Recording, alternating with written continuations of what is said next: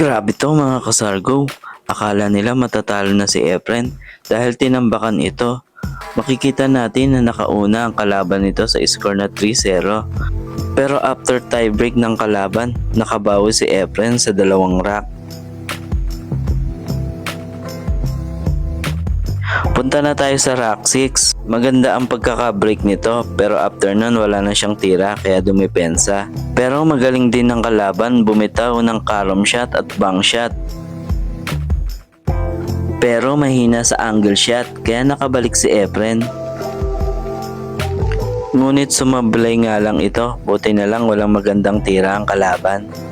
Sinubukan itong itago ang 6 ball ngunit kita ito ni Efren at tinapos na ang rack. Sa rack 7 maganda ang pagkaka-break nito at may kombinasyon sa 9. Ayun, tapos ang laban. Anong masasabi niyo mga kasargo?